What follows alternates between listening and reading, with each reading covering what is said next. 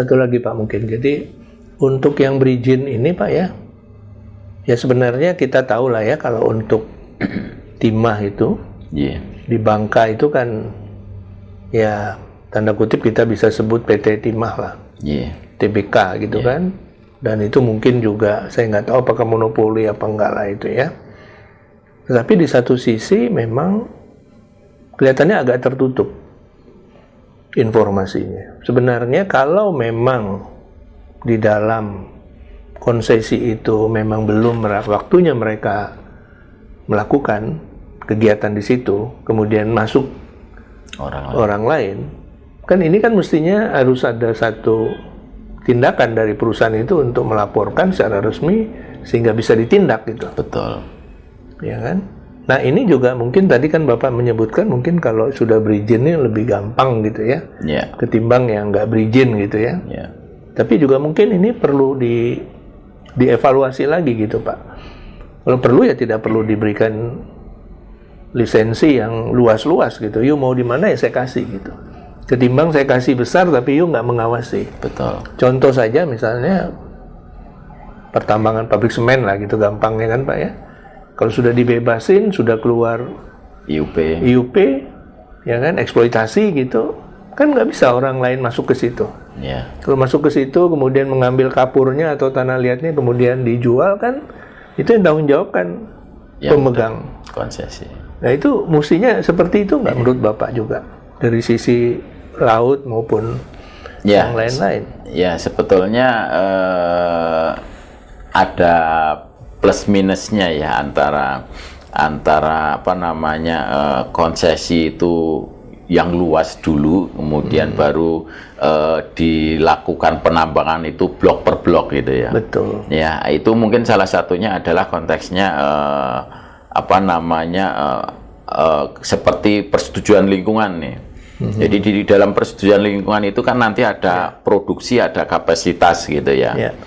Ternyata kemudian dalam waktu IPAL kami ada semacam pertek gitu ya, persetujuan teknis untuk pembuangan air limbah itu juga bisa bertahap gitu ya. Bisa dilakukan bertahap gitu. Nah, sehingga kalau saya nggak tahu apakah kemudian motifnya begini ya. Oke, ternyata di sini kualitasnya bagus.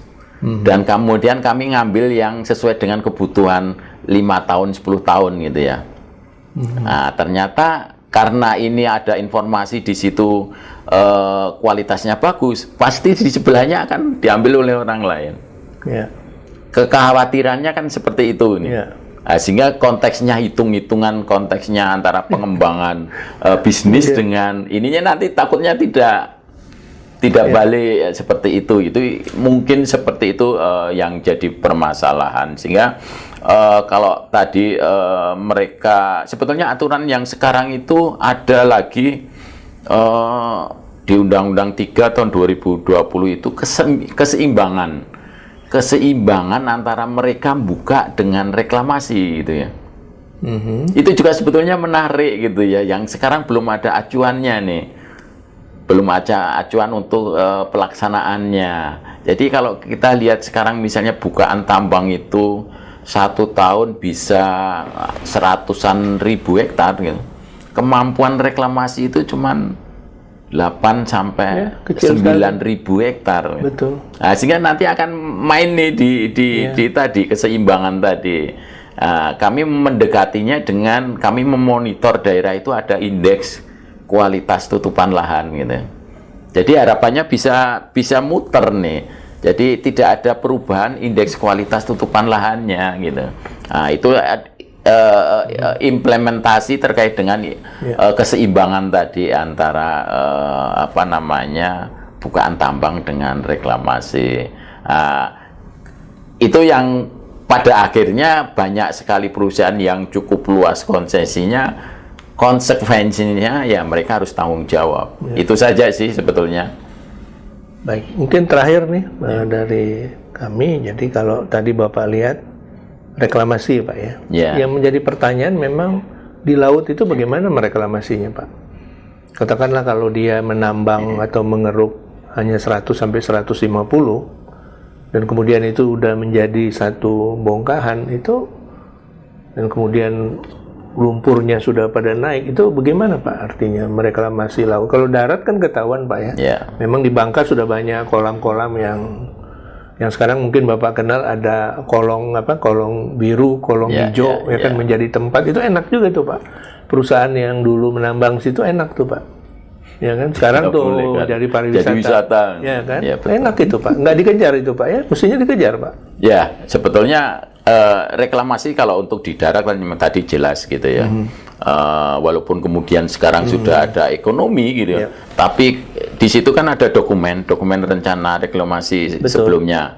Kalau kemudian kita awasi ternyata tidak sesuai dengan itu gitu, maka tetap aja mereka bisa kena diperkarakan gitu. Sebetulnya kita bisa melihat nih, kira-kira jaminan reklamasinya itu sudah dicairkan, mereka sudah store nih, sudah dicairkan tidak? Mestinya belum boleh kalau belum selesai. Ya betul. Jadi kalau mereka mencairkan berarti kan ada pihak yang menyetujui reklamasi itu sudah berhasil. Nah nanti bisa dicek nih, daerah-daerah yang sekarang jadi tempat wisata itu jaminan reklamasinya sudah cair atau belum? Kalau belum berarti memang reklamasinya belum benar. Sehingga kami sebetulnya ingin mencoba untuk oke, ini lubang ini kalau memang bermanfaat airnya, maka itu ya boleh ada air itu gitu. Tapi kemudian lubangnya misalnya luasnya 10%, maka sekitarnya harus vegetasi sekitar 90%. Nah, sekarang itu tidak, lubang saja kanan kirinya gersang.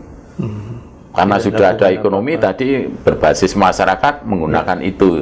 Tapi kalau itu bisa kita evaluasi konteks reklamasinya, saya yakin kok itu tidak taat untuk terkait dengan hal itu. Sekarang yang di laut nih, di laut itu kan tidak sama dengan tadi yang di darat, reklamasinya dengan menanam segala macam. Selama di darat itu tidak ada perubahan konteks hidrologi di lautnya, arus segala macam tidak mengganggu arus menyebabkan abrasi, mungkin tidak ada konteksnya reklamasi seperti itu gitu.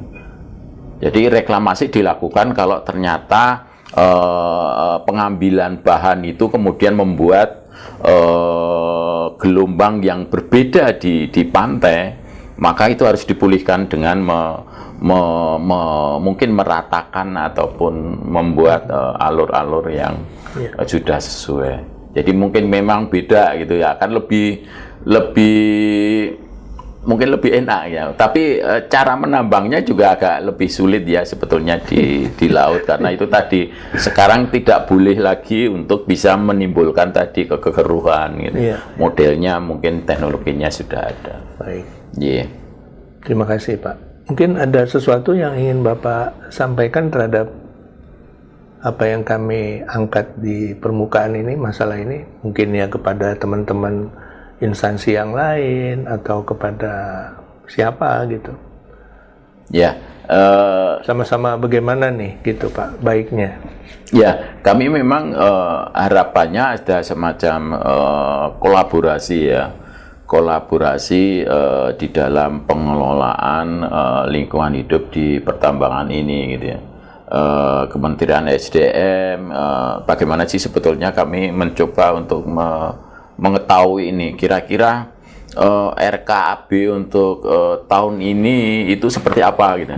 Sehingga dalam konteks kami karena harus ada daya dukung dan daya tampung yang tidak hanya dikonsesi itu gitu ya. Kami bisa mengatur itu gitu.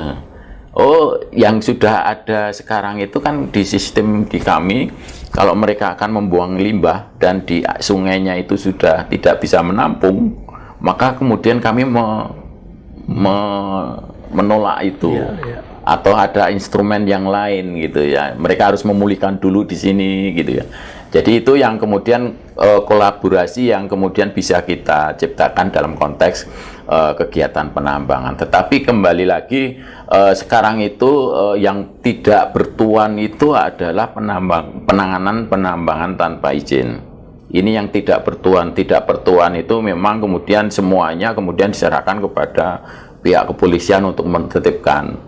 Tapi kalau kemudian ada kegiatan penertiban tidak dilakukan dengan pengembangan ekonomi masyarakat, itu juga tidak akan berhasil. Kembali lagi 2 hari atau ini, itu yang artinya pada saat oke, kalau kemudian kita akan membuat semacam penertiban tadi, kita sudah punya konsep pengembangan ekonomi di situ itu seperti apa, sehingga mana yang bisa berperan, kurang lebih mungkin bisa bersama-sama, sehingga kolaborasi tadi menjadi penting untuk melakukan pengelolaan pertambangan dengan baik. Baik Pak, terima kasih sekali. Ya, sama-sama diberikan kesempatan. Ya.